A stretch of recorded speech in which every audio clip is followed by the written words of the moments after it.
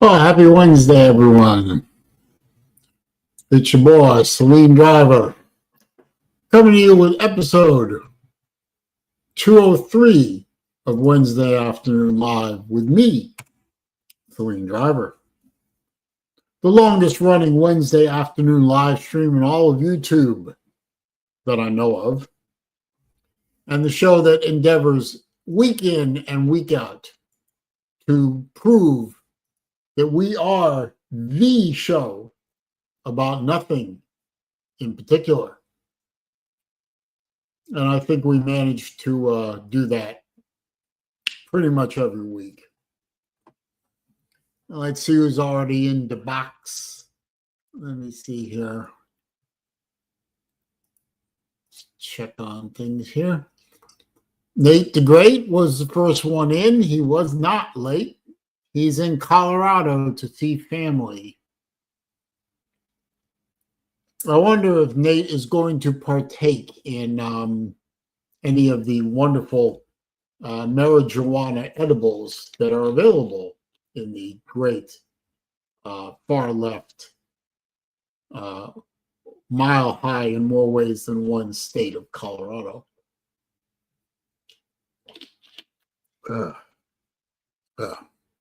Ramma Jamma Taylor's in. Good to see you, sir.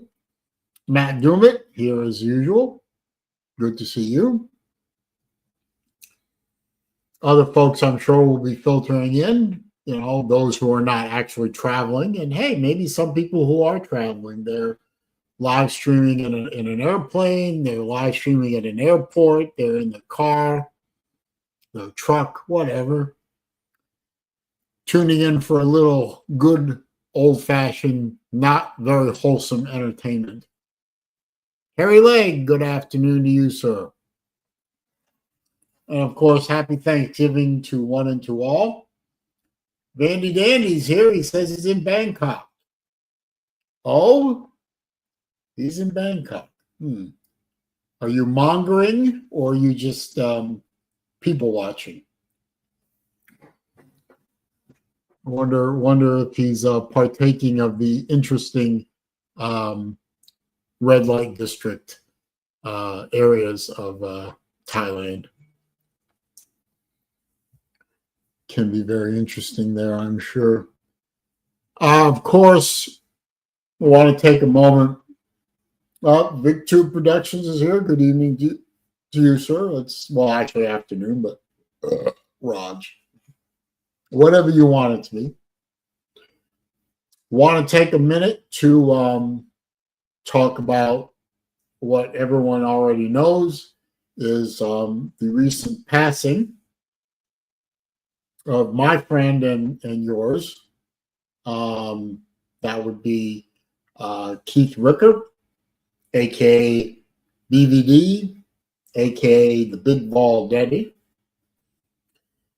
As we all know, he recently had his latest and what turned out to be last bout with the hospital. I'm not sure 100% exactly what happened that landed him in the hospital this last time. I understand it was something to do with his other leg, the one that was still intact, and an infection of some kind. And evidently, now this is secondhand information. I'm not really sure. Maybe somebody knows more than me. How you doing, Bailey, man? But I'm under the impression that Keith did not wish to be treated for the last infection that afflicted him, and subsequently went into hospice and passed away peacefully a few days ago. I think I read somewhere on the Book of the Face that there's a memorial service and viewing on Friday, the 29th. I'm not sure where it is or any details like that. I don't know much about that. All I know is I can't go. I have family obligations here. Oh, Baylor Man. Okay. Little extra information. Baylor Man said he didn't want to be on a ventilator. I can understand that. Usually when you go on a ventilator, you don't come off very easily, and I understand being on a ventilator is extremely uncomfortable. I'd like to think that Keith decided to pass away peacefully on his own terms, and which is basically, ironically, what about 2 years ago my dad decided to do when he was finally told that his condition was not really, well, it was treatable, possibly, but possibly not. And my dad, being a doctor, knew exactly what was wrong with him and decided that it was time to pass away on his own terms. Because quite frankly, he wasn't happy with the way he was living, and he told me so.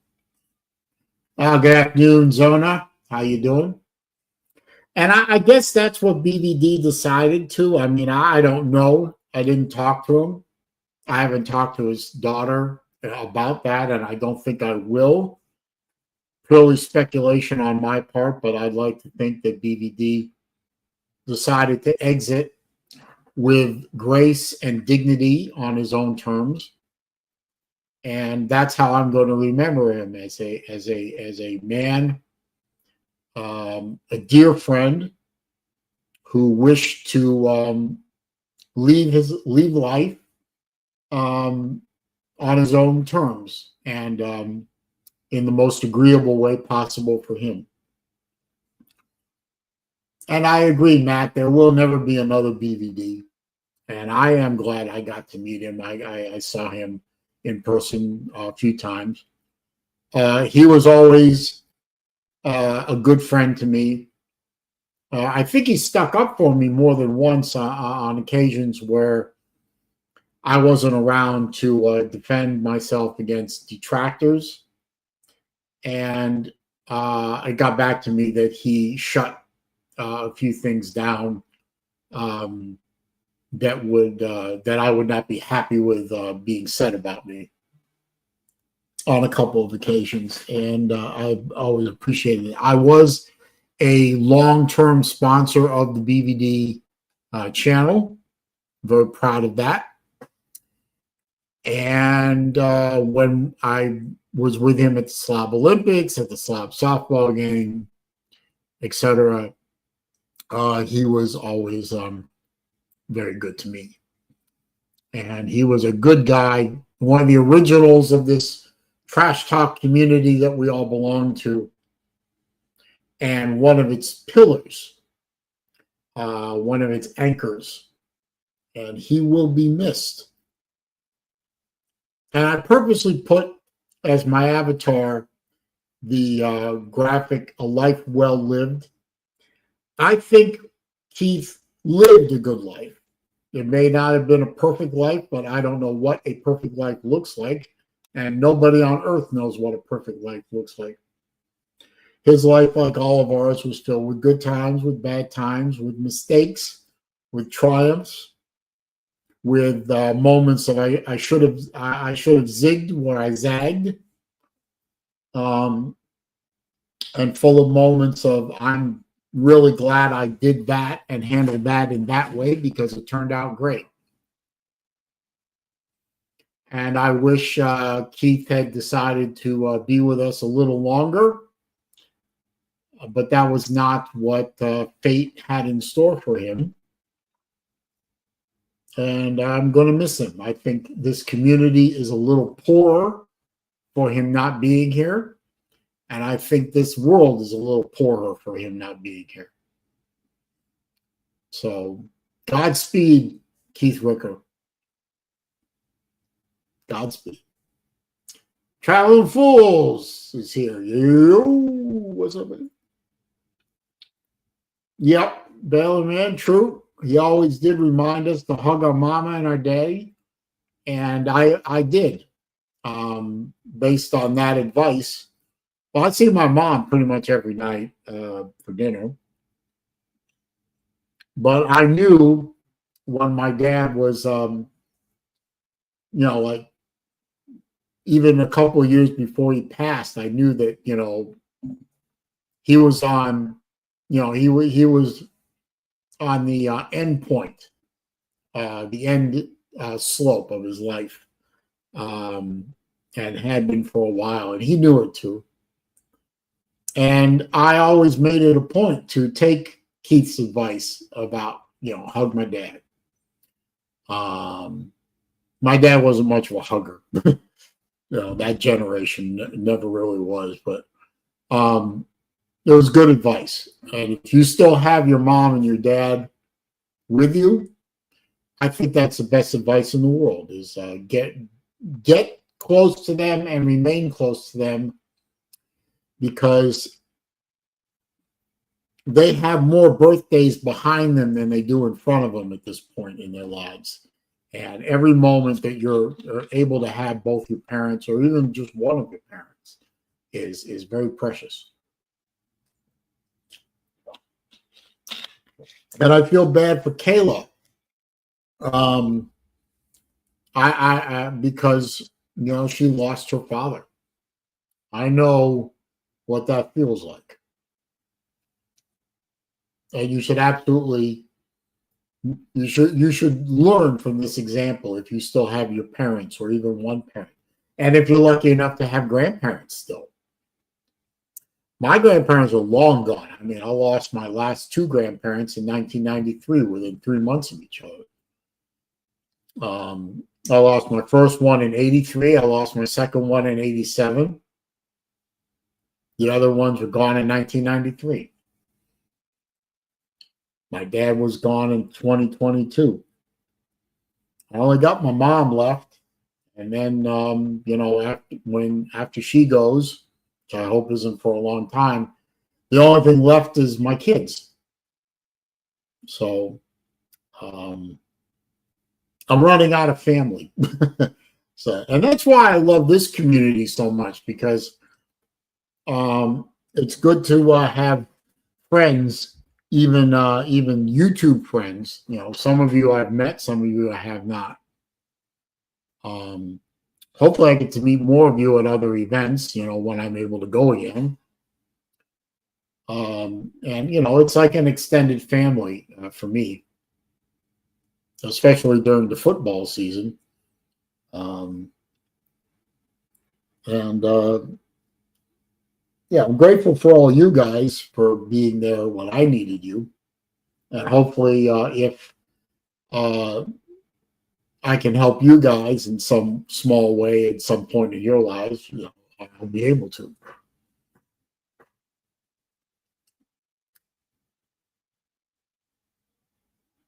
Anyway, Nature Boy. Yesterday was 3 months since my older brother unexpectedly passed. Yeah. Well, yeah, and if you have siblings that you still get along with, that's a good thing too, of course.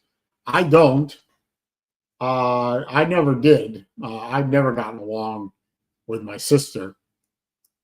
I think we've had several patches of civility, and I'm using the word civility in the most liberal sense of the word. But as far as I'm concerned at this point, I don't have a sister. I have a girl living in Portland, Maine, who happens to share some DNA and a last name. Although she doesn't even use our last name anymore. She's long since divorced from that idiot husband of hers, but still uses his name. So we don't even share that in common anymore. But yeah, I wish I had a sibling that I got along with, but I never knew what that felt like. So whatever.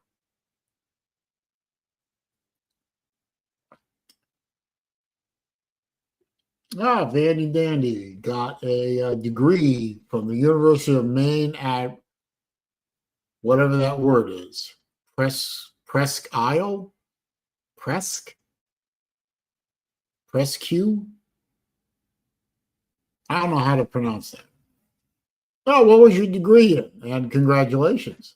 Earning a degree is something to be congratulated for. Anyway, I am going to drop the link. If anyone wants to come in and talk about the Big Vol Daddy, or you want to talk about Rivalry Weekend, you want to talk about the election, I don't know why you would. Want to talk about anything, go ahead. Yeah. Liberal Studies, minor in management, magna cum laude. Hey, congratulations. Magna cum laude is pretty damn good. I got a summa cum laude from the University of Florida when I got my master's degree. No, I'm not letting you into. Show me the bug eyes. Where are those big eyes? Come on. Come on, Nate. You got to show me the eyes. There you go. All right. There's Nate the Great. He's in Colorado, folks. And it looks rather cold.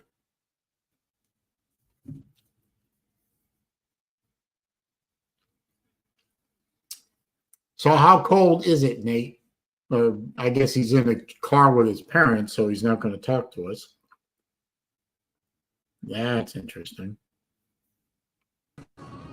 Yeah, we're not in Rockies yet, but it's more hilly right now. Well, where are you heading to? Buena Vista. Oh. Who's there? I mean, who are you visiting? Oh, my grandma. Raj. Grandma. So Thanksgiving is with grandma. Well, grandma and family, yes. Oh, good. So. Vandy Dandy says he's currently enrolled at Vanderbilt Graduate School. That's pretty good. Vanderbilt is not an easy university to get into, so good on you, sir. Vandy Dandy the Scholar. Yes, indeed. Sven is here from Germany. Good to see you, sir. Dion stand territory. Yeah, okay. Nate is at the North Pole. Well, he might as well be at the North Pole. He's surrounded by snow, which means it's below freezing, which means that would make this Floridian very miserable. I sure as hell wouldn't want to be there. It's too damn cold. But, well, you know, white Christmas or white Thanksgiving or whatever.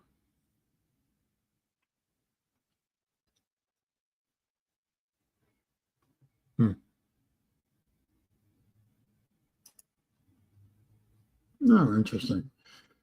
Let's see. Wait a minute.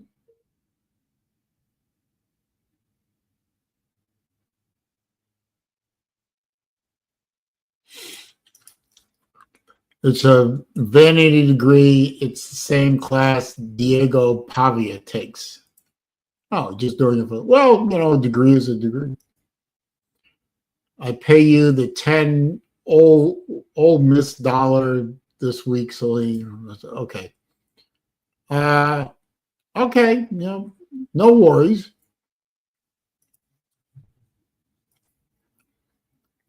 Nate, I think you're having connection issues. And your mic's muted. Well, a master's degree is rather expensive clout, sir. I mean, you know, I know what a master's degree costs because I'm paying for one right now for my daughter. So, And that's a state university degree. Vandy's a private school, aren't they? Not sure. Hang on a minute.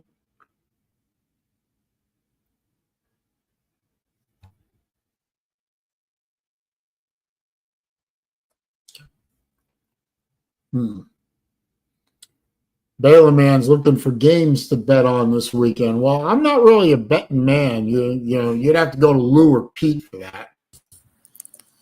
What's up, Sven? You'd have to go to Lou or Pete for betting advice, but I don't know. You could bet the Florida game if you want. Good morning.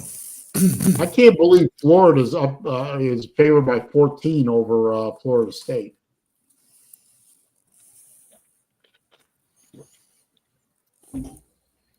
Florida State is a 14-point home dog. That's pretty big. And? Are you surprised? Florida State is like Mississippi State. I think Mississippi State right now would beat Florida State by 2 touchdowns. I wouldn't mind seeing that. But, the Florida State's a rivalry game. So even though Florida State's down 2-10, they could get up and beat Florida. No, they can't. They don't have the players for this. I hope not, but we'll see. Yeah, I watched that game too, Balin, man. Harvard tried to come back, but they let Yale build too much of a lead early in the game. But Harvard still wins the Ivy League championship. They were going to have the Ivy League championship no matter what happened in the Yale game. But it sucks that they dropped the game to Yale. I mean, that's their rivalry. Third longest rivalry game in the history of college football is Harvard-Yale. I think the two in front of them are Lehigh Lafayette, and I think it's Lafayette and Princeton. No, it's Yale and Princeton. Sorry. I think Yale, Harvard, and Princeton won all of the first 50 championships. Yeah. Well, back in the day, those teams were powerhouses. Yeah. But not so much anymore. But I would have liked to have seen Harvard beat Yale just to be, the icing on the cake for the season.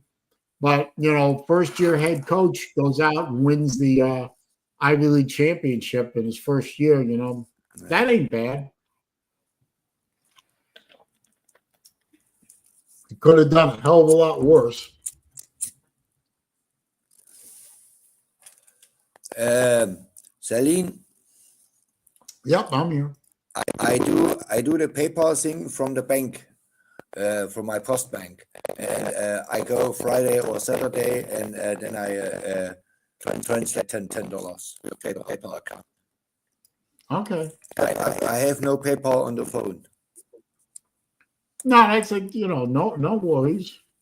No, but you know, I pay my bills. When is the Egg Bowl? Friday, 9:30. Oh, okay. You think the game's going to be worth watching, or?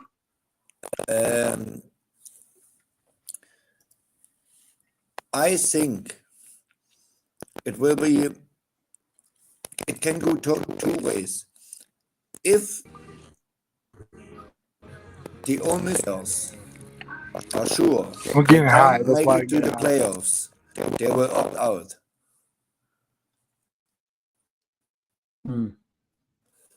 And if that's the case, true. That's Mississippi true. State has a Traveling real That's very 50. true.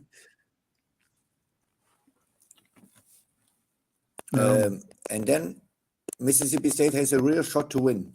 But if not, they blow us out by 150, 200. You're nearly as bad as Michigan. Nearly. Right, Nate? Oh, Michigan down bad this year, but that was sort of expected, I guess. Yeah. But Raj. I have bad news. I have bad news for Michigan, for Georgia, Alabama, LSU, and all those folks. I saw a documentary, and some higher folks like Sankey and the Big Ten commissioner and Boise State AD, and they talked about to bring a money cap on the schools. You can spend, let's say, one season, 20 million, and that's it. Not a single dollar more. And if that's the case, all players who get money have to be signed by contract by the university. They work on it, and it will come next season, 100%. Oh, because Vandy Dandy says that South Carolina and Vandy are the best picks Saturday.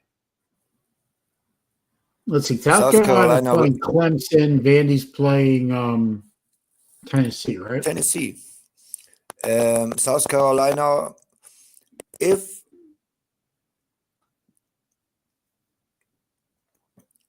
let me say this way. If sellers don't throw 3 interceptions, South Carolina should beat Clemson by at least 15 points. Oh, wait a minute. I want to ask Vandy. Vandy Dandy, are you saying that you expect South Carolina, you don't think Clemson will cover the line, or you think South Carolina can actually beat Clemson? And the same with Vandy. You think Vandy's going to beat Tennessee, or at least make sure that Tennessee doesn't cover?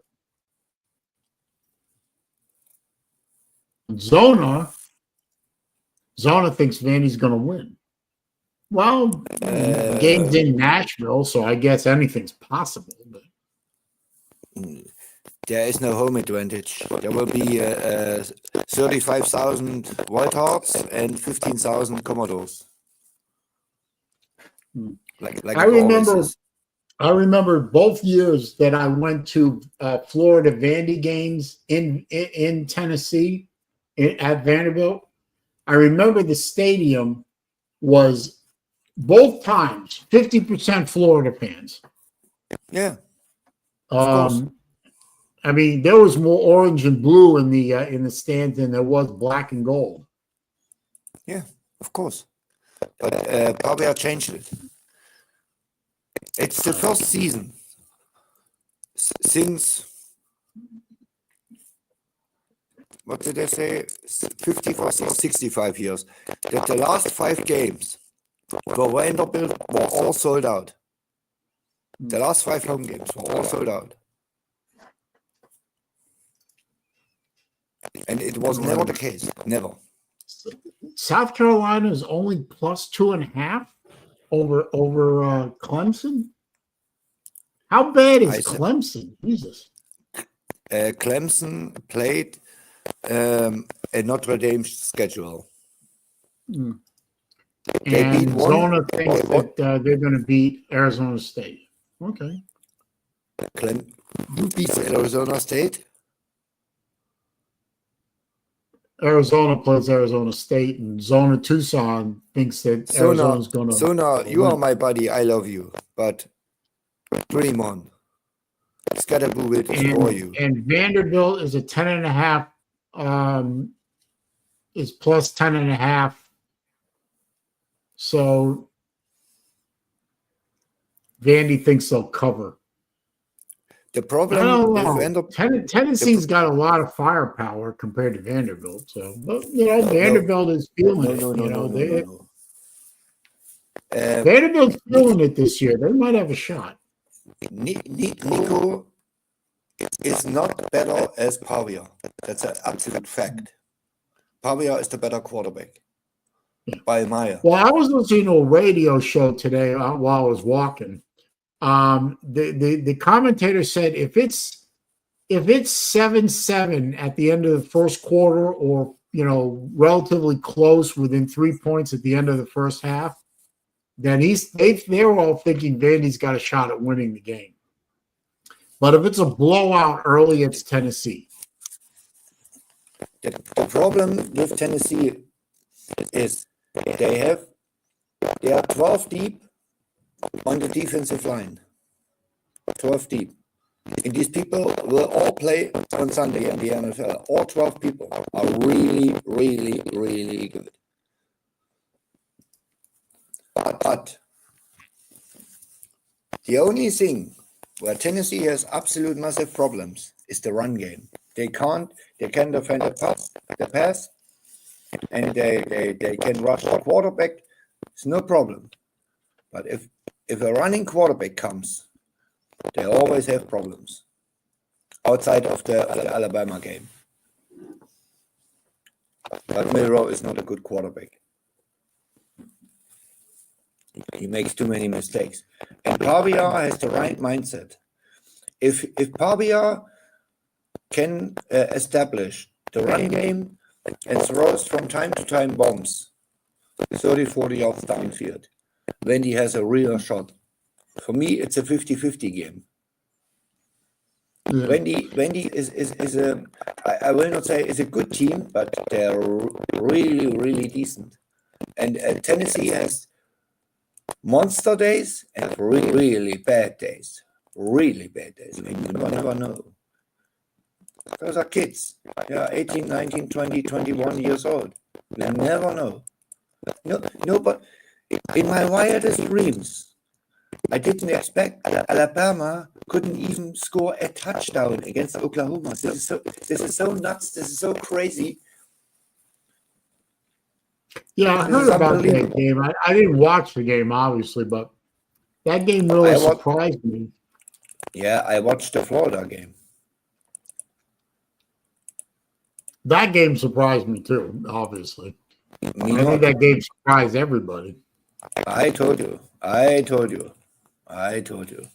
Yeah, you did, but nobody else. I don't know. I just didn't think Florida had much of a chance, but Lane Kiffin never in his whole career won the big game, the game that mattered.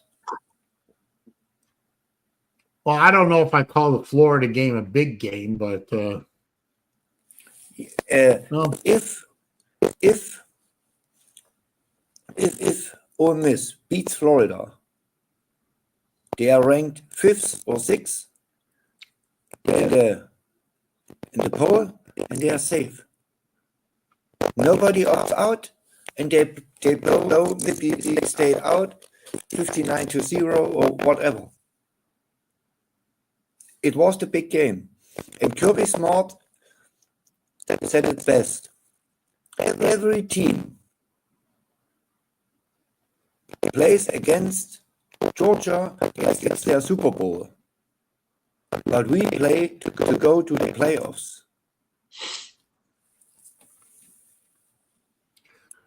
well, And he's right. well, I think if I think DJ Langway is going to give. Yeah, I mean, if he's healthy still, I think he'll give Florida State a lot of problems because that defense isn't very good, and running quarterbacks really give him problems. Legge is a really good quarterback, but he has a lot to learn. He needs a quarterback coach, a real quarterback coach. He doesn't even know how to slide.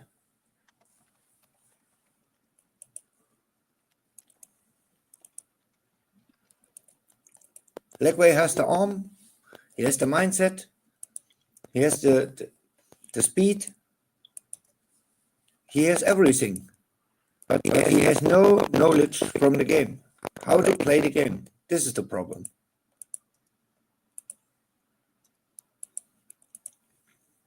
It's the same with this Tennessee guy.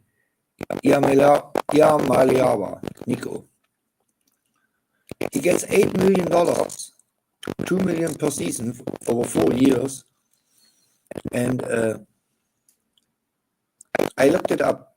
Nico, when he throws deeper as 25 yards, he overthrows people by 64%. 64% of all the passes over 20 yards, he overthrows his wide receivers. This is not a quarterback who deserves $2 million. This is not what you need as a Josh Heupel offense.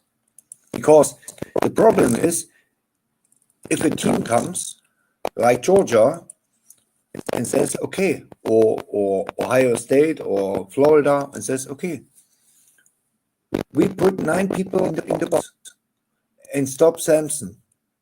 Nico, beat us with your arm. Tennessee is cooked. They are cooked. They are not good. No. I guess we're going to find out on Saturday. Yeah. But this week, we got 2 4-star O-linemen and a safety, a 3-star safety. Levy makes progress. Hang on just a minute. Yeah.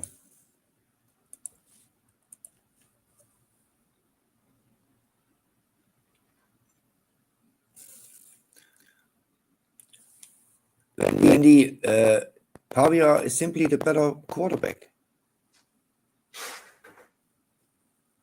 As Nico. And if you take Dylan Sampson from Tennessee away, they are dead. Simple as that.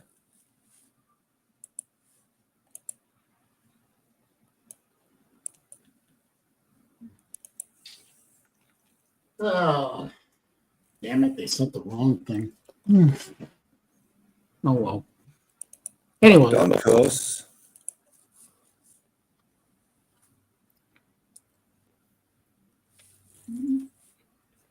Well, we'll find out what Vandy can do against Tennessee. You know, Tennessee's defense is a little suspect when it comes to running quarterbacks. So, I tell you what, I have a sneaky feeling Oregon will lose to Washington. I have a damn. Oregon's going to lose to Washington? Yeah. That's a bold prediction. What's up, Harry? Hey, gentlemen. He just said Oregon's going to lose, might lose to Washington. Maybe. Isn't that game in Eugene? I think it's in Washington. Even if it is at Washington, let me look it up. I tell you what. I can't even remember the line on that game. I'm looking at the line is minus 50 for Oregon, as always. But in the past 10 years, Oregon always had trouble with Washington. I don't know why. Yeah, but Washington's hit or miss this year. They've been up and down. New coaching staff. Yeah, it's the same with Mississippi State. DeBoer left, took the players away, brought him to Alabama, and if he stays, he has all the players there, and Will Rogers as quarterback. Washington. Can you believe Alabama's only favored by 11.5 over Auburn? Of course, That's of course I can. Yeah, Alabama's another one that's been on the seesaw. One week they're lights out, the next week they can't do nothing. Yeah. It's really strange. They go. By the way, Harry. Here it is. Oregon's favored by 19 over Washington. Yeah, in Oregon. In Oregon, yeah. But still, Oregon had always has one or two bad games. One was against Boise State. It was a really close call, and Boise should have won this game. And how in the hell did the Florida State game get a primetime kickoff? Because Florida is prime time? Not this team, it isn't. No. I think they got caught this year, frankly, at the end of the schedule here. If Kiffin is not, how can I say it? The same what Florida State was happening to Florida State this season can happen to Ole Miss next year. They lose all their NFL players. And nobody, if they don't make the playoffs, nobody, and I tell you, nobody will write them a check for NIL. Nobody. Absolute nobody. I know a lot of Ole Miss fans, and they are so pissed.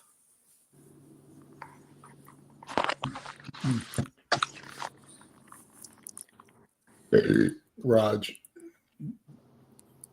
Florida Yeah, State got a primetime TV slot. Doesn't make any sense. Harry, you're horrible. What is the name of your team? Georgia. Georgia let me down with Ole Miss, and Florida saved me. Here's the second. Here's the second order. Happens. Here's the second order. If Texas beats Texas A&M, you have to eliminate Texas. We will. Don't worry. But not by 10 points or 20 points. Blow them out. Really blow them out. By 40, 50 points. Texas is not a good football team.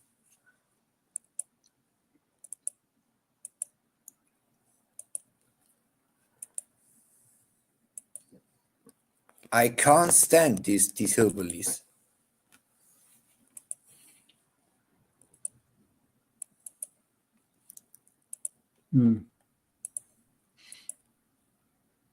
They Is run it the around. Georgia Tech game this week? Yeah. It's on Friday. Georgia Tech's on Friday?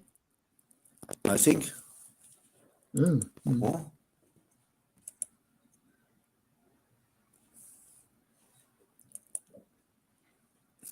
I don't look it up. Oh, let me look. But it's in essence, Georgia Tech should win by 3 touchdowns. Easy. Georgia is not good. We are forced ourselves. Also, yeah, it is on Friday. Yeah. 7:30 kickoff. Yeah. Georgia's favored by 19.5. They ain't gonna beat Georgia Tech by 19.5 points. Forget it.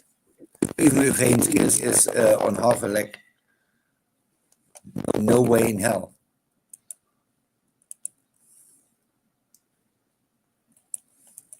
Damn, last year's game was closer than I thought. 31-23.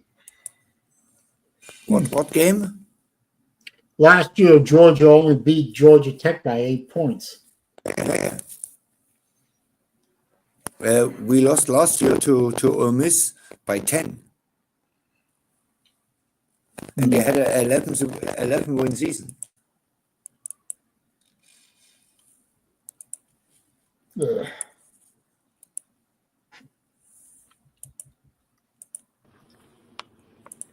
Sorry about that.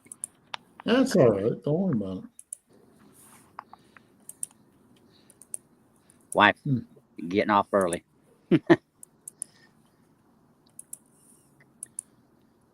Yeah, I just ordered my tickets for Kansas State, Iowa State.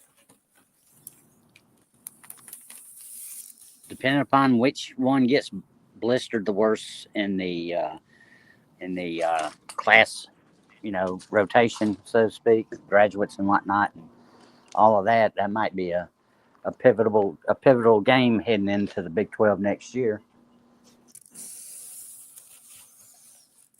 even though Big it's the 12. first game. Man, was I wrong on Colorado? I thought these people win 3 games. Really? You can say what you want. Sanders did an amazing coaching job there. Amazing. This is absolutely unbelievable. Yeah, but here's a question about Sanders. Do you think he's going to come back to Colorado next year, or you think he's going to leave? Yes, he stays. He stays. And I'll tell you why. He got the 5-star quarterback from USC. He committed to Colorado. And he has two 5-stars for the line and 1 4-star, 2 4-star wide receivers. I think he will prove that he can really build a program, and then someday he will go to your beloved Seminoles, or not beloved Seminoles, or hated Seminoles. He will stick it to them. Yeah. I wonder what Florida's going to do next year. If they manage to keep Lagway, he's got a year under his belt. He's a sophomore. Evidently, Florida's beginning to recruit a little better. Maybe they got another weapon or two for Lagway to play with. If the defense can get a little better, I wonder what Florida can do. The problem is they still have an idiot for a coach. The problem was what Mississippi State, Florida, and to some part Georgia have. We have the same schedule. You want to know what we have as home games as Mississippi State? First home game is against a 9-2 Arizona State. Ooh. 3 weeks later comes a 10-1 Texas. 2 weeks later comes a 9-2 Georgia. And the last home game is against is an 8-3 Ole Miss. That's our home games. Can you imagine this? Yeah, we We did. will not win a single home game. Maybe Ole Miss. Maybe. We got the same deal. Football schedule. These Let's see, schedule Florida's makers are football absolutely schedule nuts. next year is this. Look at this.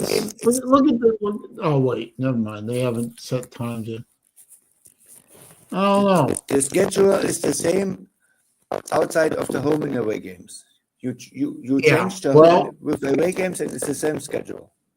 Well, our In Florida- non-com games are LIU. I don't know who the hell that is. USF. They're both at home. Miami at Hard Rock, and Easy. Florida State will be in the swamp next year. Everything else is the same as it was this year, just flipped. Yeah. Oh, Kentucky's back on the schedule. Wait, did we play Kentucky this year? Of course. Oh, we did, yeah.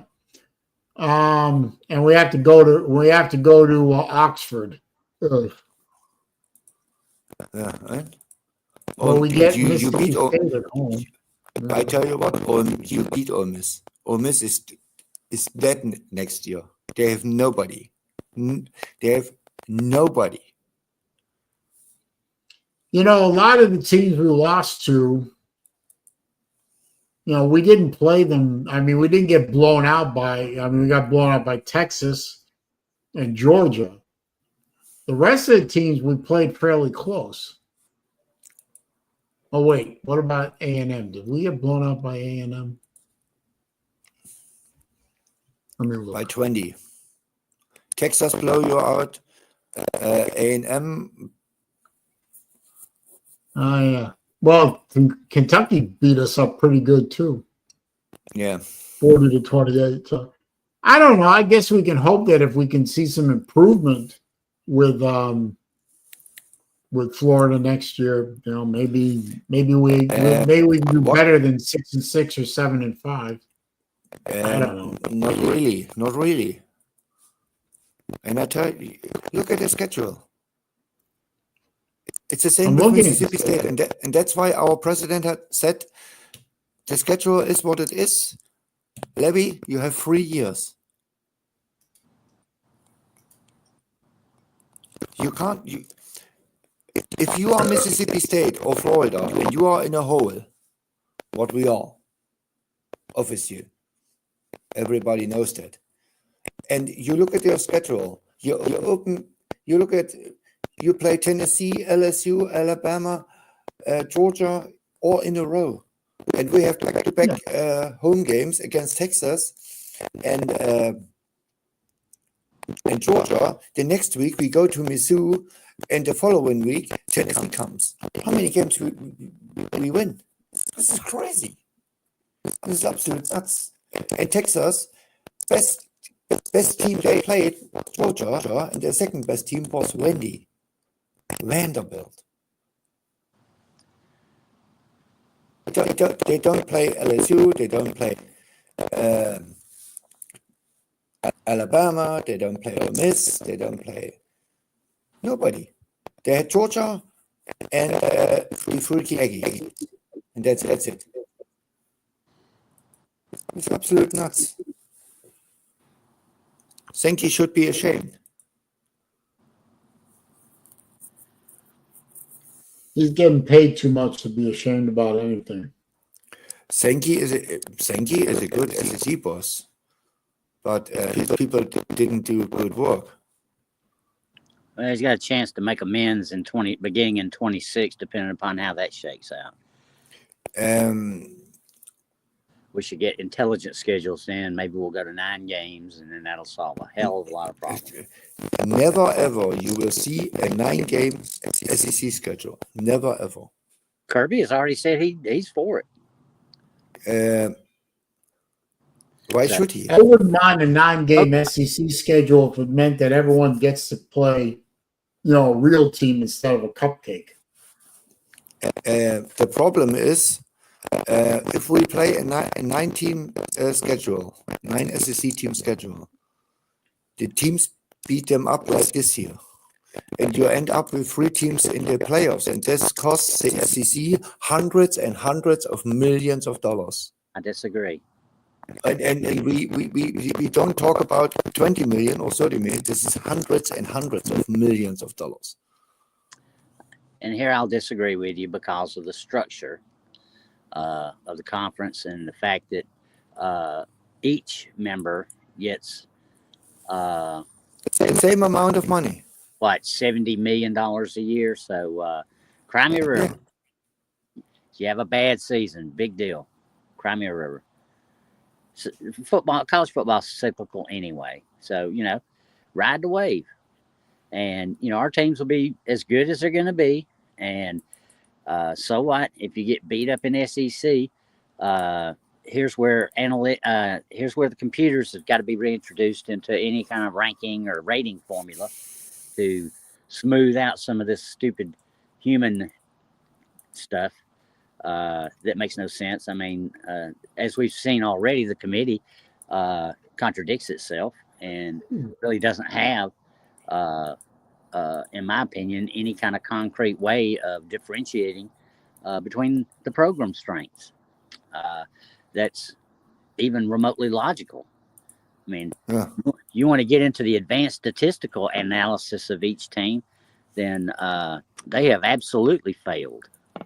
But did you know that Indiana has a harder schedule as Notre Dame? Yes.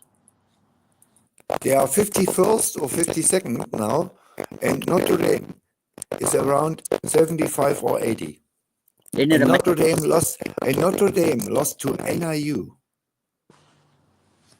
NIU. They got blown out at home in South Bend by a team what is worse as Mississippi State, and that means a lot. And Indiana blowed everyone out by an average margin of 30 points and had one loss, against Ohio State, the number 2 ranked team in the country. Normally, Indiana has to be ranked ahead of Notre Dame. I disagree. There's no question. Boise State has the 67th ranked strength of schedule, better as Notre Dame. Boise lost one game by 3 points on the road in Oregon with a really, really tricky call on the end. Normally, Boise should have won this game, but I don't complain. Anyway, Boise is 10-1 with a 3-point loss on the road to the number 1 team.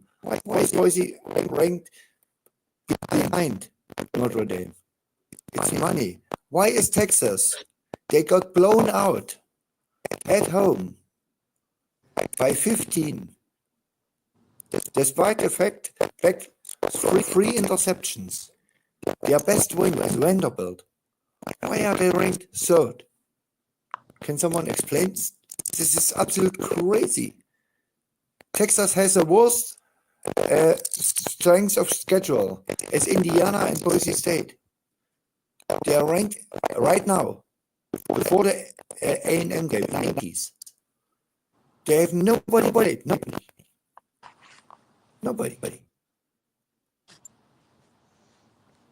The real ranking should be Oregon, Ohio State, whatever, Indiana or SMU. SMU is also 10-1. And then Georgia, Tennessee, Miami. Miami played also nobody and lost to Georgia Tech. That's the right order. But you can't rank Notre Dame in front of Georgia. If Georgia plays Notre Dame 100 times, how many times wins Notre Dame? 2 times? Yeah, serious. No, I tell you what, if Notre Dame right now plays 10 times Florida every week, Florida beats them 8 out of 10 times. I'm dead serious. Maybe. Florida? They go 50-50. Florida, Yeah. the University of Florida, coached by Billy the Kid, beats Notre Dame 8 out of 10 times. No. Yeah. No. 3 out of 10 maybe. Have you watched the University of Florida play this year? They are horrific. Billy not good either. I The mean, problem they've gotten a little better as the season's gone along. I'll give you that, but 8 out of 10 against Notre Dame? No. Notre Dame is not good. Yeah, but Florida is worse. I mean, they don't have the weapons. If Notre Dame faces a team that has a defensive, that has a defense, let's just say a defense that has, They are cooked. then they will have a difficult time. I mean, Florida has a half decent defense, but not that good. I mean, they're getting better as the season goes along, but damn, they got a long way to go. Same for Georgia. I mean, we've not had the roster that we envisioned. Well, we haven't had the roster that started against Clemson this season. And it looks like we're going to be just a couple of players shy of having that roster back for Tech and going forward. And if we go into the playoffs, we could literally get that entire roster back for the playoffs, which should scare the shit out of everybody, because if we've got everybody that we started out with, you're going to have an issue. And that's including, we're going to get at least one of the running backs back tomorrow. And if he is, I don't think ETN's working out the way you hoped it would. ETN's ribs are messed up, dude. And I don't think ETN is very talented. He didn't impress me when he was a Gator. He sure as hell doesn't. He's impress me. overrated. ETN is a victim in our of our issues System. at other positions that put him in that put an undue amount of reliance upon him. I mean, I we think was he's too him damn and the small. freshman as at running back. We had, we've had offensive linemen in and out all year. The receiving core has been banged up, and you adjust and you adapt to the personnel you have, and you go with it. And ETN's been a victim of circumstance. I don't think he's as near as talented as his older brother, but he is quality. No.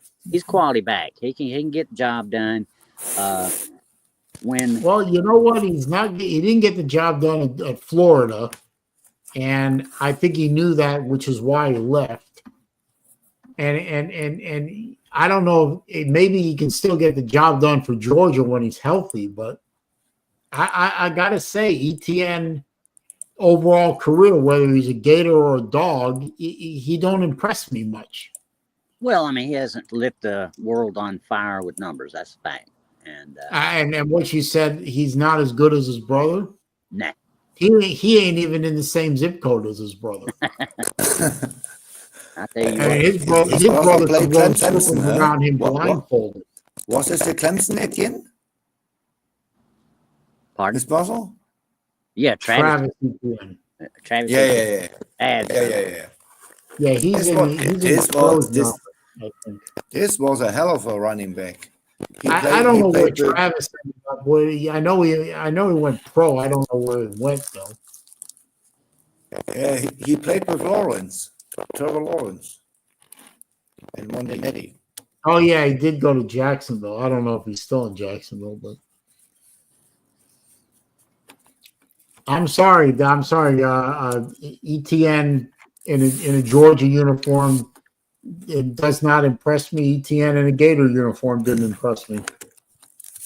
And he was supposed to be RB1 at Florida. He lost that out to Johnson. Yeah. Scat back loses out to a power runner. I'm really curious where Scatterboo ends up.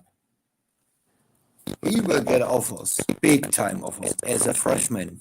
This Arizona State running back. He will get offers. Dude. This is a dude. He ran for 239 yards against Mississippi State. And nobody knew him. He was a pure freshman. He This can play in Georgia, in Florida, or at Alabama. And he's the first running back. Nobody, not a single running back in the SEC is anywhere near Scatterboo.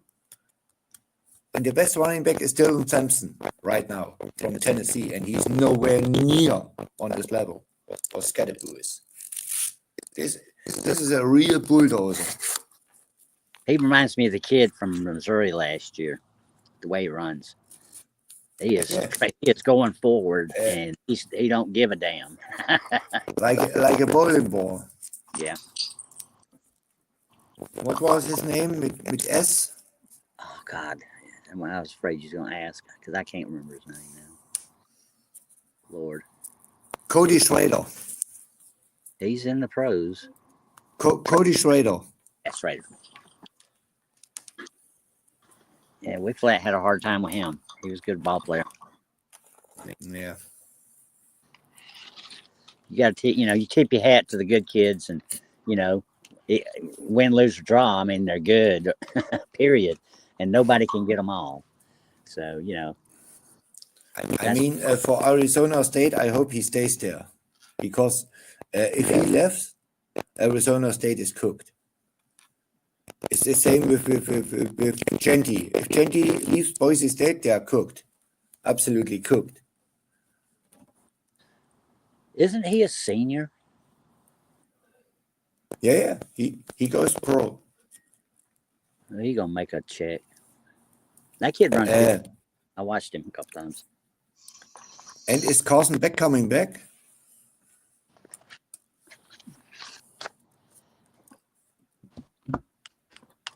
I'll be right back, guys. All right. Beck comes back to UGA. Nobody drafts this guy in the first 4 rounds. Nobody. The only way that he goes pro now, Sven, is if he lights it up here in the offseason. He's got Tech, he's got the SEC championship, and then if we get into the playoffs, then he's got that to pad his resume with good statistics instead of interceptions. And I think largely his interception issues are behind him now. There's a little bit more. They finally did what the fans, the Georgia fans, begging. Settle on 5 starting linemen and let them guys play.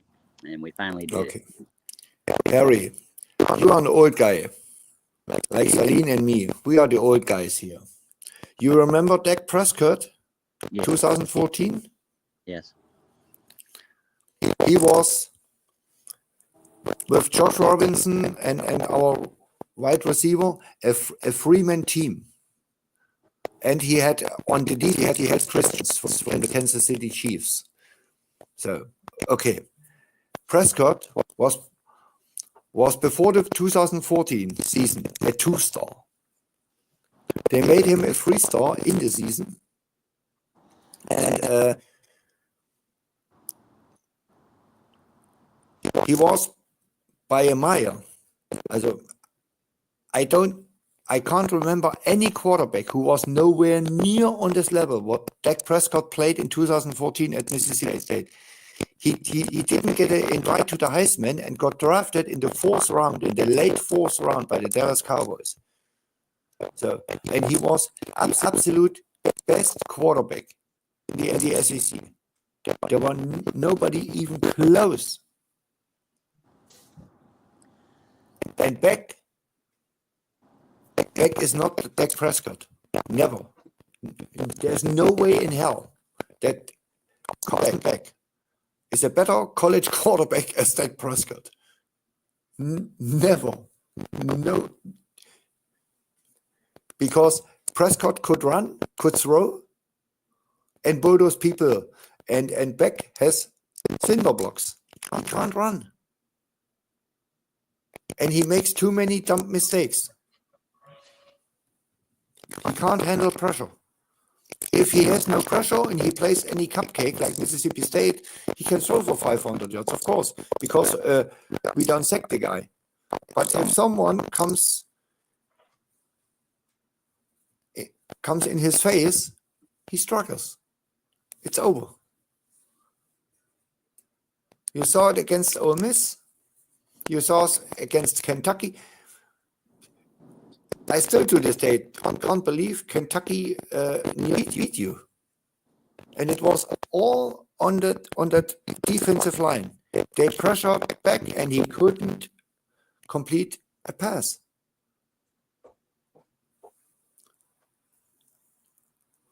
Oh, that's gone.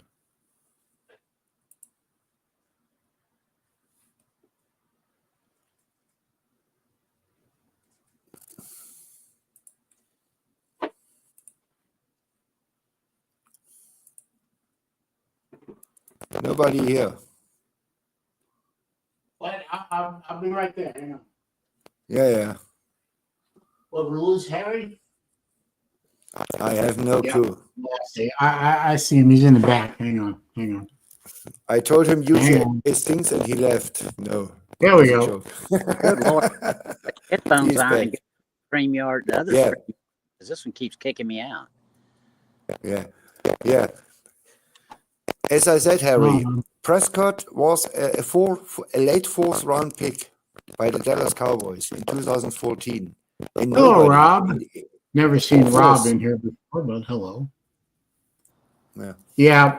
Sven's microphone is bad. Yeah, we're all taking bets on when Sven will finally fix his microphone problems. I'm thinking it'll be in 2026, but. I sent all my money to the NIL collective in Starkville. We need money. I wish you'd send some of your money to a new microphone. That would be nice. I have a new microphone. Well, you got somewhere in your system then with static. Yeah, my son comes in 2 weeks, and he will do it for me. I'm a technical idiot. Okay, well, we got something to look forward to. Mhm. All we're saying, Sven, is that you need a microphone repair. that's all we're saying. You know, No, we love you to I have death, sir, but I do this StreamYard over the handy, over the what? over my smartphone, Oh, via my well, smartphone.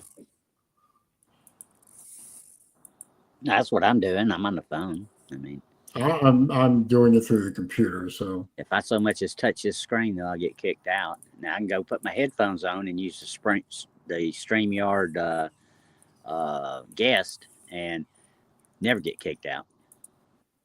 But then I have volume issues because if I turn it all the way up, then it blows me out of my headset.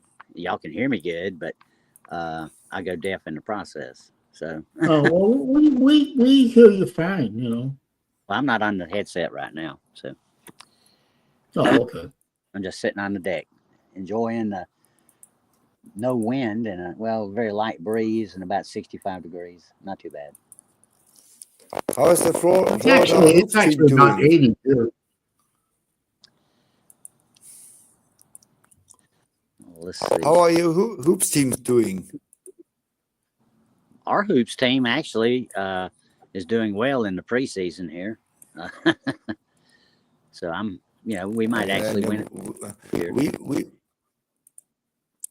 We played Utah on neutral side and SMU in Dallas, and we beat both. And now we play at Washington, and then we go to the Cape Verdes in Caribbean, somewhere Cayman Islands to a tournament with Northwestern and Xavier, how you say it? Xavier. Yeah, it's a pretty damn good team. Well, we've been dog balls for years in basketball. And new coach. Yeah, UConn lost the first two games. The two-time defending national champion was 0-2 against middle schools.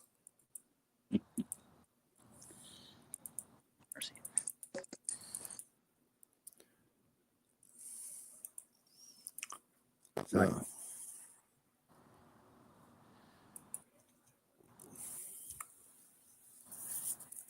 This makes no sense to me. Why this thing is so sensitive.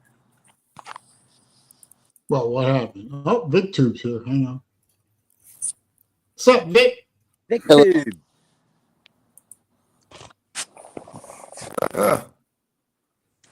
Speak, Vic.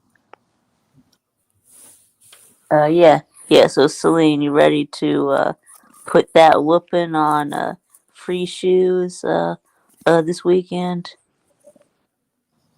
Oh yeah. I'm hoping, you know. I'm hoping. Just let's see, hang on. Can you beat Georgia Tech, Vic? Yeah, we'll beat Georgia Tech. Yeah, we will. Are you sure? Yep, I'm absolutely sure. I mean, you couldn't beat Ole Miss. Well, yeah, that's Ole Miss. The Ole Miss is not Georgia Tech. That was a month ago. Yeah, So Georgia Tech is better. Germans are great at causing guns. Rob is probably not wrong. Germans are great at cars and guns, not so much at microphones. Yeah. So what happened to Harvard? Yeah, how'd y'all lose to Yale? I'm still trying to figure that out. I watched I did catch the end of that game, but Harvard tried to come back, you know, but the problem was they let Yale get out ahead of them too far, and then they just started, they started swapping scores, but Harvard couldn't overcome the initial deficit. All right, So, does that mean no Ivy League title? no, they still won the Ivy League title because they win the tiebreaker over Dartmouth. Okay, So Harvard is still the Ivy League champion for 2024. The problem is they didn't beat Yale, so it's kind of like, so what is it? So is it a shared title or? yeah, it's a shared title, but we all know that Harvard beat Dartmouth, so Harvard will be considered the champion. So it's a shared title with Dartmouth, but y'all beat Dartmouth. So Yeah. okay, what about Columbia? Oh, fuck Columbia. Bunch of anti-Semite assholes. I hope their entire college burns down to the fucking ground. Okay. Okay. So Harvard and Yale shared the title, but No, Harvard, Dartmouth share the title. Harvard and Dartmouth, but Harvard beat Dartmouth. So yeah, but Ivy League doesn't have tiebreakers. But y'all fucking reason. But y'all beat Dartmouth. So yeah, so how? So y'all ain't sharing nothing then. No, we're but they're all Marxists anyway, so that's why they're sharing the title. All right. It's all got to be egalitarian and all right. Sharing. So nobody's better than anybody else. That kind of crap. Okay. Yeah, I've heard that Columbia hasn't won the Ivy League in I don't know, since 1968 or something. Say that again. Yeah, about when Columbia won the Ivy League, and it's been Columbia hasn't won the Ivy League since I think I was 2 or 3 when the last time they won the Ivy League. Yeah, about 1968. Yeah, so yeah. Well, Columbia. I think I think they held the record for longest losing streak in college football for a while. Until I think Northwestern beat them out. Yeah, I just thought I saw something about how they could get a share of the Ivy League title or something, but well, they didn't quite get there. Okay. Yeah, if if Dartmouth had lost, but yeah. Yeah, but Harvard beat Columbia too. Right. I think. Yeah. Right. Yeah, but so I'm proud of Harvard, though. I mean, their longtime coach. I mean, the guy had been there for 20 odd years. Retires. They get a new coach, and the first year of the new coach, and they go ahead and win the Ivy League title. Yes, I wish they had won it out. I wish they had won it outright, but they didn't. You did. Well, you did win it outright. I mean, did you have the same record as Dartmouth? Yeah, same record. Yeah, we had the same record as Dartmouth, but if the Ivy League did tiebreakers, win-loss tiebreakers, then Harvard would own the tiebreaker over Dartmouth. Mm-hmm. But because the Ivy League doesn't do that, Harvard and Dartmouth are considered co-champions in the Ivy League this year. Okay, so it's like a round robin in the NFL. They all, it's socialism. So they all play each other, right? Yeah, the Ivy League, everybody plays everybody. So how many teams? It's 10 teams, 8 teams, and y'all. I think it's 8 teams. Yeah. Okay, they all Plus, play. they do play some non-cons. They have some from the Patriot League and that sort of thing. Little schools. Right. I mean, like Holy Cross or Colgate or James Madison or Georgetown. Lindenwood. Huh? Lindenwood, Lehigh, Lafayette. Yeah. So who was the worst team in the in the Ivy League? Let me look it up. Hang on. Let's look it up. Mississippi State is the worst in every league. No, the worst team in the SEC. Not for long, Vic. You know that. We're coming back. Let's see. Ivy League. Yeah, Hang on. league stand. There it is. Ivy League standings. What the hell? Okay, you're not gonna help me here. Hang on. I thought that website would give me the information, and it did not. Okay. By the way, Princeton, I Penn, Brown, and Princeton all had conference records of 2-5. Brown and Princeton had overall records of 3-7. So those were the two worst teams in the Ivy. Now, Harvard and Dartmouth both went 5-2 in conference. They both went 8-2 overall, and they are considered. Actually, I didn't know this. My mistake. Columbia also was 5-2 in conference. So technically, yeah, they're considered co-champions with Harvard and Dartmouth. Oh, okay. Yes, that's what I saw. I did see something about how Columbia had their first Ivy. I believe that Columbia lost. Yeah, Harvard beat Columbia 26-6. Yes. And Harvard also beat Dartmouth. Why did you do that? I didn't want that. And then who won between Columbia and Dartmouth? Looking. Hang on. Columbia, Dartmouth won 24-21. Okay, so they lost to both. Those were both of them. Yeah. But, oops. What? Stop doing that. Thank you. Okay.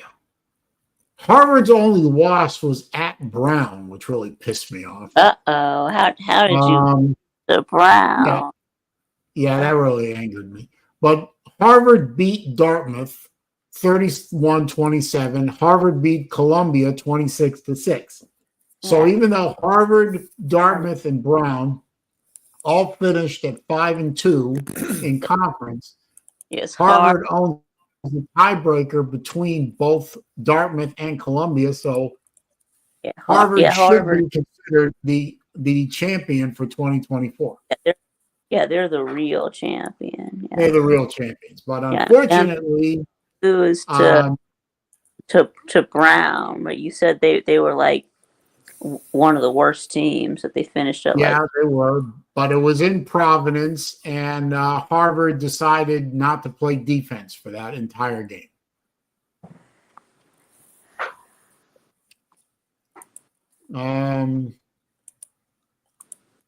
Rob, with the non sequitur, he's glad he voted for tariffs because Kamala laughs a lot. What? For tariffs, okay. Tariffs. Taxes on him. Right. That's what Trump is going to do. He's going to raise the tariffs, right? Harry Legg said, "I'll just chat. StreamYard hates me. Right. Wife will arrive in a few, and we'll go grab a taco." Nice. Right. To raise the tariffs to protect America. Yes, Harvard lost to a color. That's right. Thank you. Yeah. So I think with a remark like that, Rob is actually Uncle Lou. Yes, but I could be wrong. Right. He's raising to protect American. Yeah. Hey, Vic, your microphone keeps cutting in and out. Yeah, that's what really the main use of tariffs for in the past has been used for. Yeah, tariffs have been used and continue to be used for protecting domestic industries against imports. You know, tariffs are as old as money itself. Saleen, And I have a question. tariffs can What be a is very effective weapon if they're used correctly. what is your relationship with Harvard? Did you go to school there? No, I did not go to Harvard. My father went to Harvard. My Oh, mother's father, and my mother's uncle all went to Harvard. They all went to Harvard oh, Med, and that's my tangential relationship to my Harvard football fandom. yeah, yeah. I admit it's very tenuous. No, it's The okay. only time I ever got near Harvard was when I went to their campus back in the early '90s on a visit. I was in Boston. I just jumped on the train and went over to Cambridge and walked around the campus so I could see what the fuss was all about. And I never even considered applying to Harvard. I didn't have the grades and I didn't have the temperament. And I guess the money. Yeah, that too. No, the money was there. I didn't have the grades, and I'm not a far left bomb thrower. Right. Well, you did have enough grades to get into UF. Well, actually, back then I barely got into UF because my SAT scores were horrible comparatively, but I had enough of a grade point average where they let me in on probation. They said I had to maintain a 3.0 for my entire freshman year, and I could stay. And so I got a 3.2 my freshman year, and they let me stay. Everyone can go to Georgia. It's not a school, it's a chain gang. You need no grades. You need a pistol, a gun. Well, Vandy Dandy, I agree. Nowadays, you can get in anywhere with plenty of money, but back in the 80s when I was applying to colleges, grades actually meant something. So I don't know what to tell you. I mean, your cynicism is only right to a point. But so, Vic, are you staying where you are for Thanksgiving, or are you guys traveling somewhere? Yeah, we're staying home. Yeah. And Sven, I don't suppose you guys do Thanksgiving over in Deutschland. I'm out of here tomorrow. The what? I'm out of here of Germany tomorrow. Okay. Okay. Where you going? Swiss Alps. Oh. Well, Vandy, I agree. Your cynicism is right about 90%, but 90% is not 100%. What's in the Swiss Alps?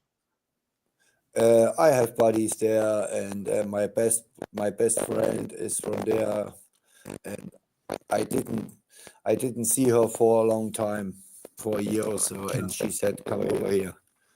Are you going to ski, or are you just going to drink? On Friday evening and Saturday evening, I watch football, and in the days we go a bit shopping and skiing and whatever. I have no clue what you want to do. Sounds like fun.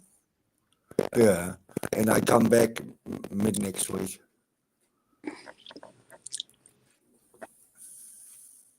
It's called reality. Well, I think Vandy Dandy might need a reality check. But... Yeah, he's all right. I like Wendy Dandy. You know why? Why? He's the only Wendy fan, when Wendy really sucked, who was around here. Yeah. He never hid it. Never. Nope. And I appreciate people who do this. He's a real fan. And I like this. Did you see any Ole Miss fan this week on the internet? Any? Or any It is Alabama fan? FSU hate week. Yes, it is indeed FSU hate week. It is. And I'm already and trust me, I am actually related to a Florida State graduate, unfortunately, and I am giving him such shit this week that he won't respond to me anymore.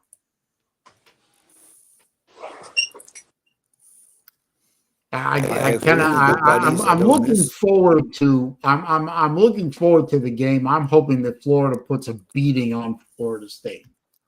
I mean, I don't want just a victory. I want a Roman fucking triumph.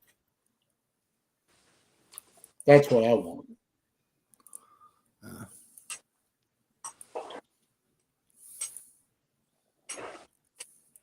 But we'll see. Because I want it so bad, we'll probably lose. But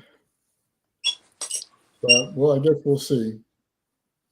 But all the people I know on the Book of the Face, and I know a lot of people that are Florida State fans. You know, they were chirping pretty good at the end of last year when Florida lost. I literally have not heard a peep out of them all season long. I went to high school with a lot of these people, and I converse with them fairly regularly.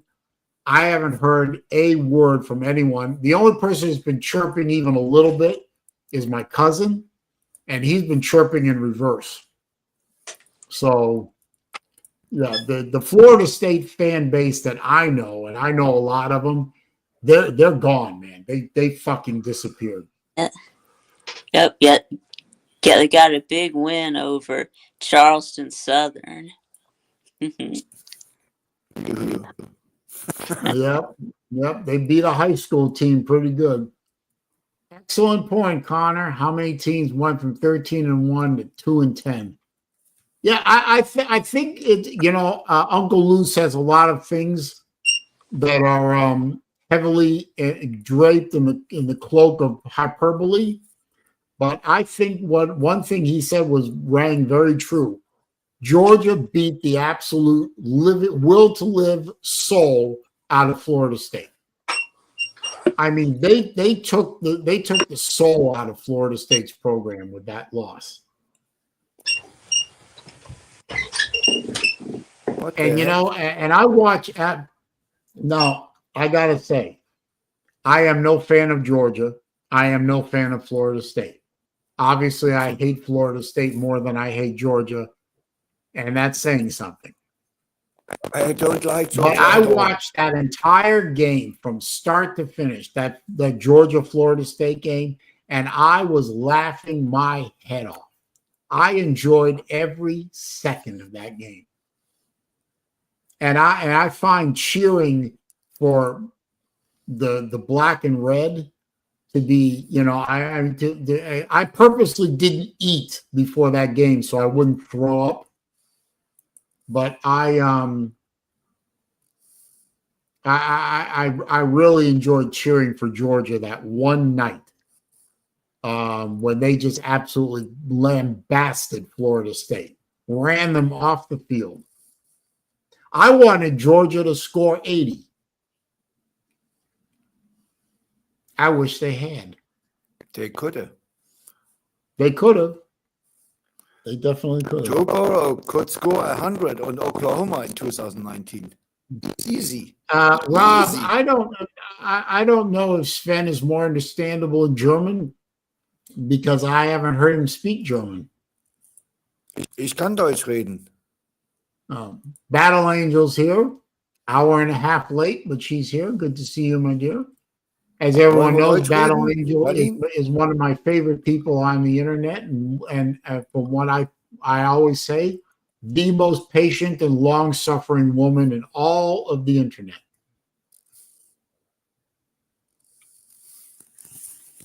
I don't think you spell sauerkraut like that.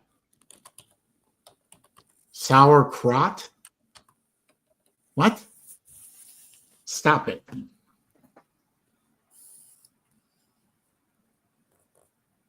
Anyway.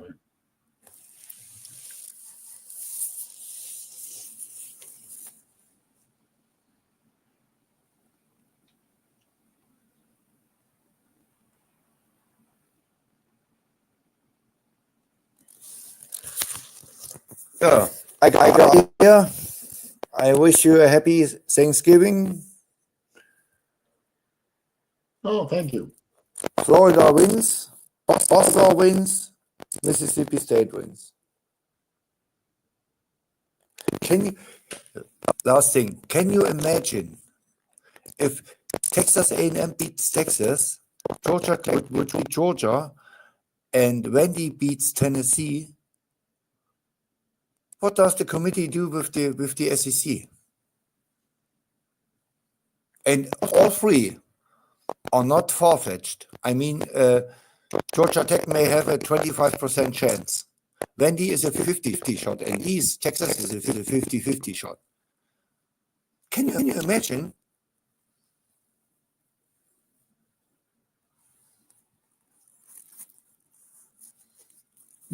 It would be absolutely crazy. Hey, happy Thanksgiving to you, Larry. Go enjoy your tacos. Now I want tacos. Damn it. South Carolina gets in if they win and Vandy win. You think South Carolina is going to make the playoffs? Is that possible? If South Carolina beat Clemson by 20, they are in. 99%. Clemson is ranked near the top 10. South Carolina has good wins, really solid wins. And not a single bad loss. Not a single one. Raj. Everyone saw the LSU cheat game. Okay, they have the bad Ole Miss loss. I think they lost by a 30 or by 20. But okay. But they didn't lose to Toledo like Mississippi State or NIU like Notre Dame. Yeah, that was if South Carolina beats Clemson by 20, then I'm pretty damn sure. And I can't wait to get money from Slim Shady Kane when SMU beats the heck out of Miami. You think the Ponies are going to beat the Hurricanes? I have a bet with Slim Shady. Yeah, well, $10. Miami don't beat the Pony Express. Forget it. SMU is a better team, a way better team. Miami has a better quarterback. I give them that. Watt is really good, really good. But SMU overall is the way better team and a better coach team. Cristobal is a joker. It's the same like Kiffin. It's the same crap show. well, Miami I guess we're going to find in a out. million years will win anything under Mario Cristobal. He had all the resources at Oregon with Nike. You know the resources of Oregon. They have 10 times the money what Ohio State and Alabama combined have, if they want. 10 times the money. Money is no factor in Eugene, Oregon. Absolute no factor. And he had Mariota and he had good teams, but he couldn't win. No, Mariota was Chip Kelly. This was Chip Kelly's last year. I think. Marcus Mariota was Chip Kelly in Oregon. Yeah. And Cristobal can't win the big games. It's like Kiffin. Hmm. And I guess what? didn't know Oregon had a lot of money. Oregon, I didn't know. That's surprising. they are rich as hell. In a high tax state like Oregon, really? All right. Nike is in Eugene. They are the main sponsor of the Oregon Ducks. If they need 20 million, they get it. It's no problem. Absolutely no problem. Oregon is rich as hell. And that's the difference between Mississippi State and Ole Miss. Mississippi State can handle every year 9 million NIL every year. It's absolutely no problem. Well, Vandy, that's a good point. A lot of schools have insane amounts of money to throw around. Yeah, that's true. You know,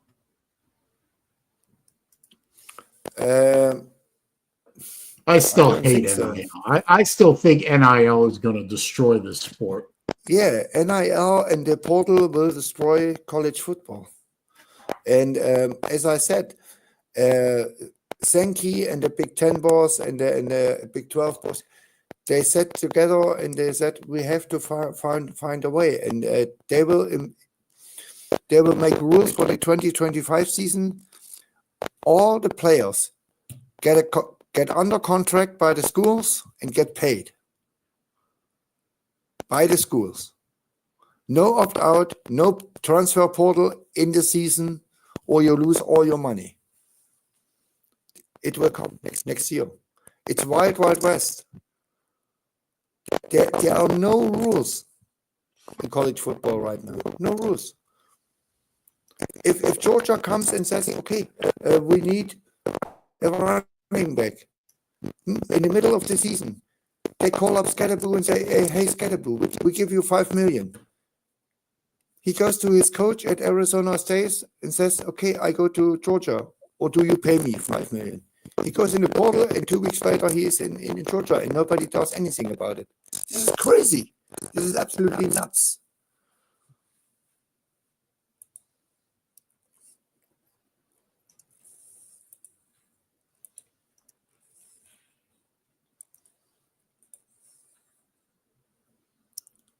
So guys, I'm out of here. It's late. I wish you a nice day. Oh, thanks for stopping by, Sven. And even though I know it's not your thing, happy Thanksgiving. I will have turkey. You will? Of course. Yes, Guten Dunka giving. Yeah.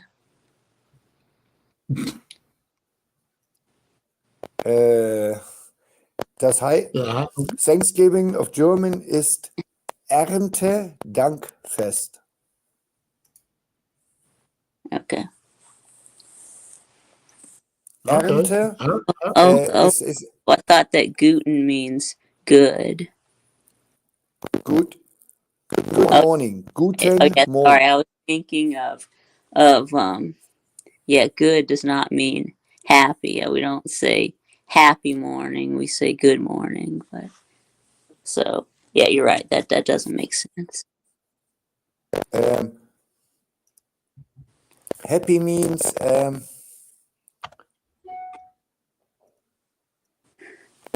you feel good. Ich fühle mich gut. I'm happy.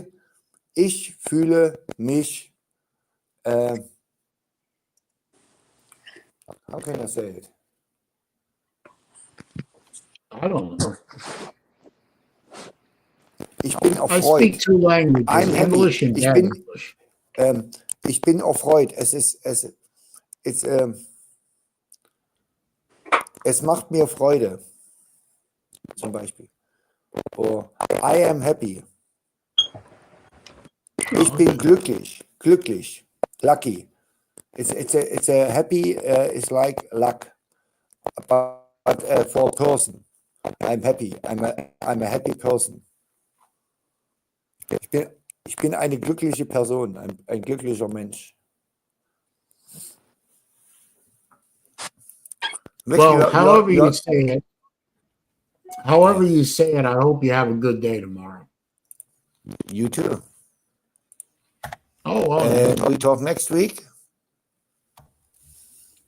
yeah, I'll be here. I Yeah. think. Yeah, I'll be here. Yeah. I don't have anything going on so far. Saleen, if I forgot to translate the $10, I'm an old guy. You know how it works. Because I am in travel stress, remind me next week. Then I do it right away. Okay? Okay. Take care.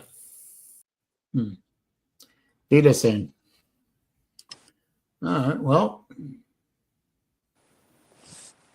I love Thanksgiving. It's my favorite holiday. Get to be with my family. I get good food.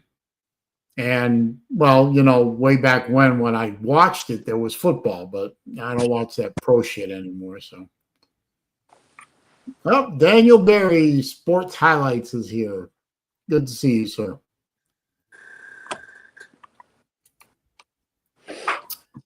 Isn't there college football on Thursday? You know, it's funny. I know There is. There's also a college game on too. It's Memphis at Tulane. Oh, I know Florida. The Gators basketball team is playing Wake Forest tomorrow afternoon about 2:30. They're playing in Orlando. So, well, Kaepernick was just one element of. I mean, there's a whole bunch of reasons I find the pro game to be unwatchable anymore. But Kaepernick was a part of it, but he's not the whole story. But yeah, it doesn't hurt my heart that he's not employable anymore. Him and his idiot fro and his racist ways. Fuck him. He's raised by white parents, and he throws them under the bus every time he opens his big fat pie hole. Well, he's a piece of human garbage. Yep. I hope he falls down the stairs and blows out his entire body. Oh my God. Wow. What a clown. A fucking clown. Yep, clown. Hmm. Yes, clown. Have you got a bunch of people coming over to your house tomorrow, or is it just you and the parents?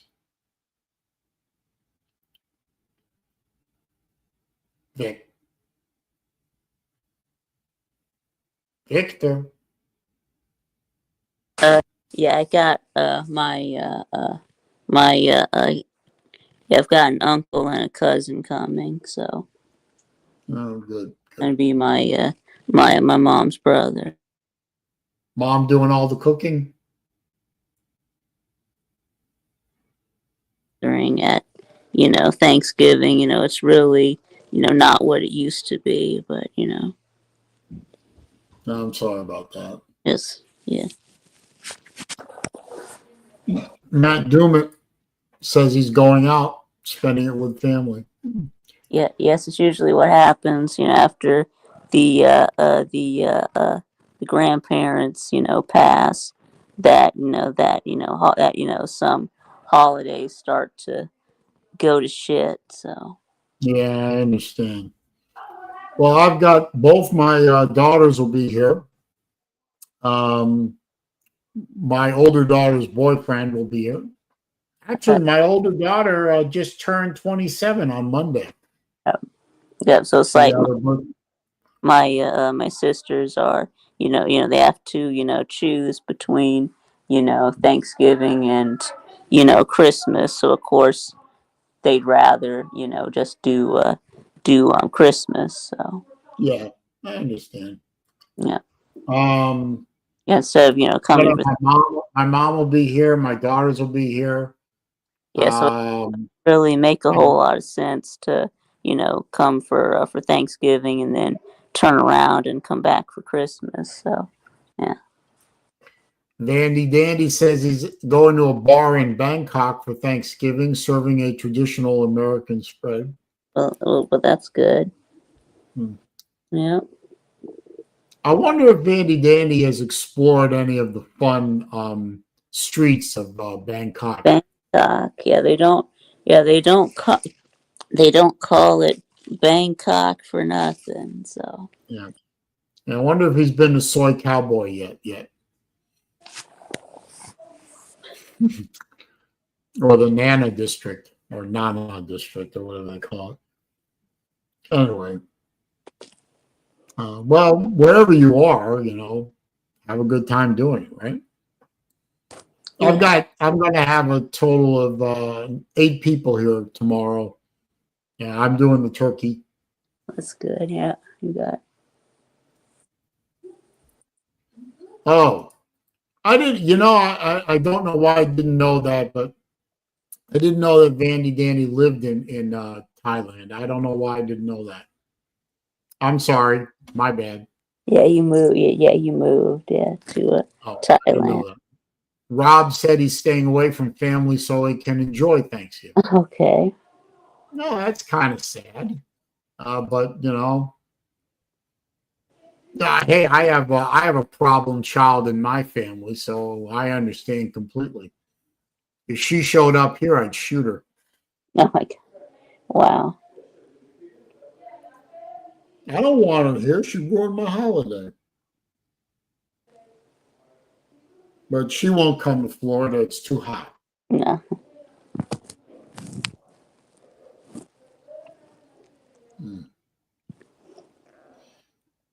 But yeah, I'm doing the turkey, and I already have the stuffing and the cranberry sauce here, so that's done. And I'm doing my vegetable casserole. And my mom is doing the desserts. And my friend Heidi is bringing her and her son, and she's bringing hors d'oeuvres and really, really good mashed potatoes. And I got plenty of gravy.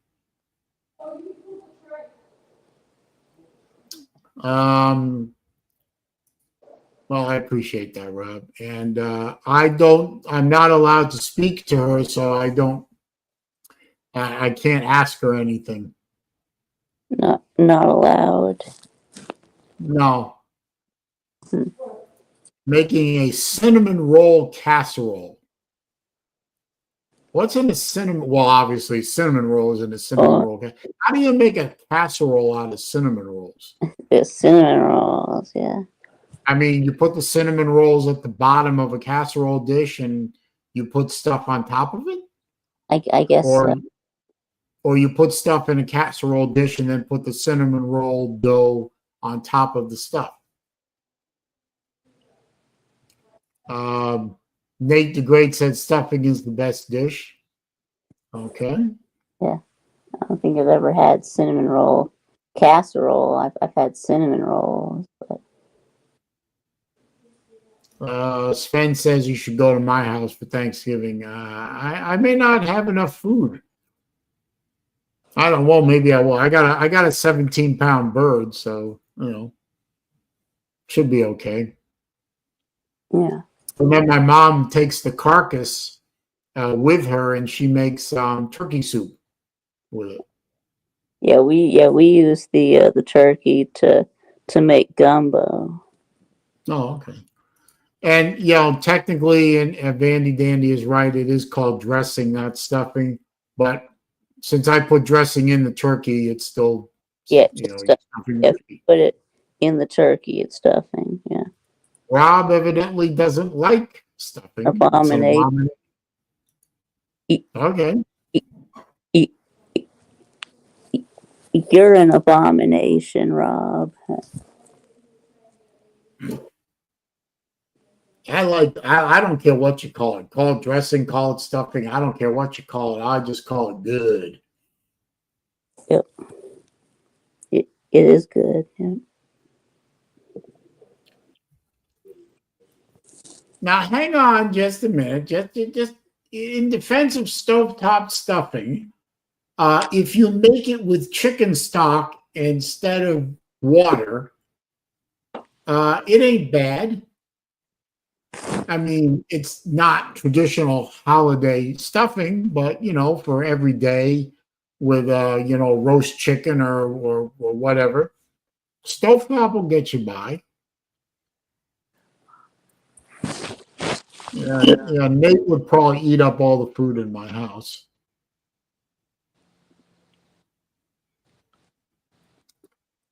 And Sven is got a point. Yeah. I don't know what this means, Vic. That's why you can't beat Colby. I don't know what that means, but okay. Has to do with not being able to beat Colby, but Beat Colby in what? Anyway, I'm gonna shut her down, Vic, because I'm heading over to my mom's house. We're having pancakes for dinner. I like pancakes for dinner. Oh, wait a minute. Matt doing it. Half a quarter cup butter, 2 cans refrigerated cinnamon rolls with icing, 4 eggs, half cup heavy cream, 2 teaspoons cinnamon, 2 teaspoons vanilla extract, 1 cup chopped pecans or pecans. No, I see. So you just kind of put all that together and bake it. Sounds like it would clog up your arteries pretty good. Vic is 0-5 against me and outpick Vic. Okay. Anyway. 5. I'm 0-1. Oh. Anyway, like I said, I gotta shut her down because I gotta head over to my mom's house and make pancakes. But happy Thanksgiving, Vic. Hope you have a good time with your fam. To you too, Dane. Thank you, sir.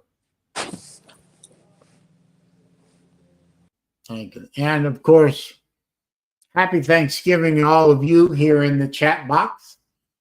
If you're traveling, please be careful. Remember, people on the road are probably stupider than you. So please be careful. If you're flying, remember patience and get to the airport very early. Hell, I get to the airport 3 hours early and, just have something to eat and sit around and people watch.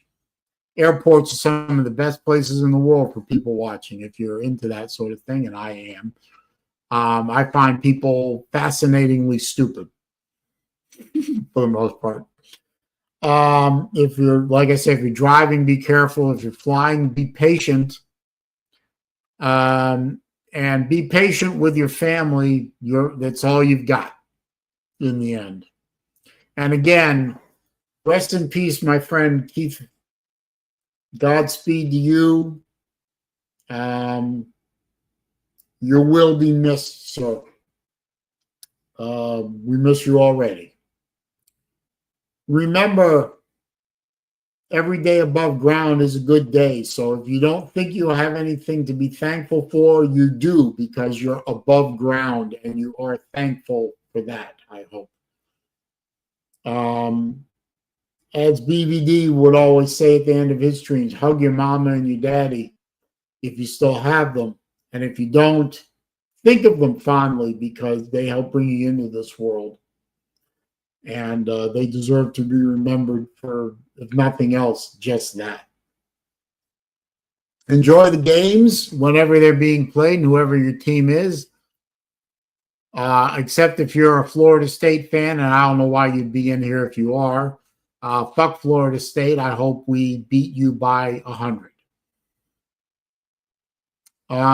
Happy Thanksgiving to all of you. Be safe, be well. See you next week.